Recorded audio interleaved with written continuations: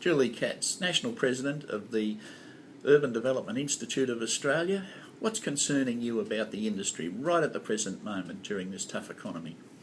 A matter of affordability. Housing affordability has dropped quite low right around the country. Aspects related to employment, that we've got reduced employment opportunities, and that's creating uncertainty right through the whole industry. And probably the most important one is that we just don't have enough land supply in terms of lots available for the demand that is required all around Australia. What does that mean in numbers? Can you tell us a bit about the land report? What are you seeing there from that research? Each March, the UDIA National does a report called The State of the Land. The last 4 or 5 years, we've been showing that actually our land supply is getting less in terms of the demand. We're getting significant demand, particularly for a variety of housing products, and our supply right around the country is not matching it, particularly in the capital cities. But I mean, at the end of the day, what that means, if this continues, then Australia is going to face a massive housing crisis. Yeah, well, all it does, if at national level and each capital city cannot meet the demand that's required, the house prices tend to go up. You've got difficulties of people having to go further and further away from their employment opportunities, particularly in the capital cities' CBDs. Or the regional centres, and all that just adds significantly to people's lives in that they're travelling a lot more, they're moving into houses which are further away from their work, and it's costing them a lot more to travel. And it's also costing the whole community a lot more because of the need for more infrastructure. And that's part of the problem. If we can make better use of our existing resources, if we can make better use of our existing infrastructure, our schools, universities, employment areas, if we can get better access into those and create more density around some of those areas in terms of housing choices, then people will be able to hopefully get a better quality of life. But the reality is, in the big picture, we hear a lot about the mining industry. We hear very little in government policy from either political party on what's going to happen with housing. What is the plan to address the 150 shortage? What is the plan to address affordability? We've had a couple of meetings with Brendan O'Connor, who's the Minister for Housing, and we were at federal level, and we were very happy that this government, the Gillard government, has actually created it onto the federal agenda. The difficulty has been that it's not got much airplay. It hasn't really got a lot of... people are more interested in things which are probably mining sector rather than housing at the moment. But housing has greater impact on their day-to-day lives. I don't know why the media aren't picking up housing as being one of the most important things which relates to everybody's life. But it should be the case. Do you think that the housing itself, people overlook it and they don't understand the ramifications of not being able to provide a house for a family?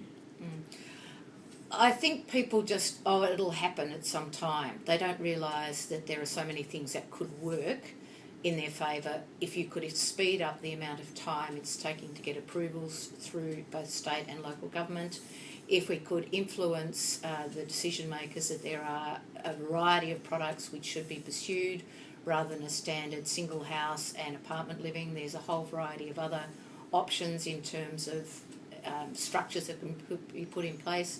And we're ageing much more dramatically now than we probably have during the last 100 years, in that people are actually keen on moving out of their 3 or 4 bedroom family homes into smaller houses which would release that stock, particularly in established areas, for the younger families to move in. Do you think there are ways in which the government could actually encourage this? I think it's an aspect which may not be understood. It would be a significant vote catcher if people felt that every state and federal government was keen on trying to find a solution. Housing affordability is getting worse and worse, particularly in capital cities, and the development industry is getting more and more delays as greater amounts of regulation and double dipping in terms of duties, stamp duty, well, a whole variety of taxes and duties. Developer contributions are significantly high. So there's a real mismatch between new developments, which are getting very significant developer contributions, and established areas where those developer contributions were basically paid through state taxes or local taxes. At the end, the bottom line there, though, is when you call it a development tax, it's really a tax on the first home buyer, because they end up paying. Well, it tends to be in the outer areas, the first home buyers tend to be the primary demand, because they can't get into some of the more established areas, so they're the ones that are copping most of the taxes, that's for sure. So that in turn stops the number of houses being built, that then reduces the government's ability to raise tax. Yeah, it's a cyclical, you go round in a circle. The uncertainty in the employment sector makes people want to make sure that they don't spend too much of their money on a house, so they tend to move out of it. Therefore, the cycle goes on that they spend more money getting to work, and their developer contributions are high in those areas.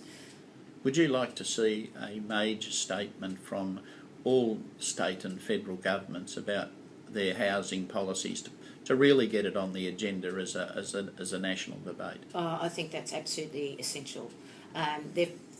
All levels of government have been fairly quiet about it, and I think that they think it will happen eventually if they can get various components in line. But it should be a national debate about why we've got such an affordability problem, why can't we meet the supply to fit the demand, and how can we give a greater diversity of product.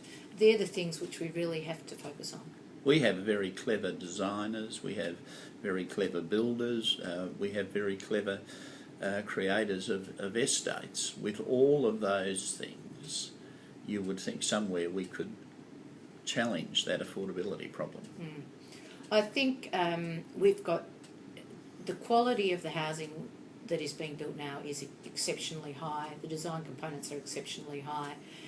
It's just we need to be smarter in the way we put together approval systems and work out ways of creating greater interest in both state and local government to actually produce those to meet the supply, to meet the demand. We're just not matching it.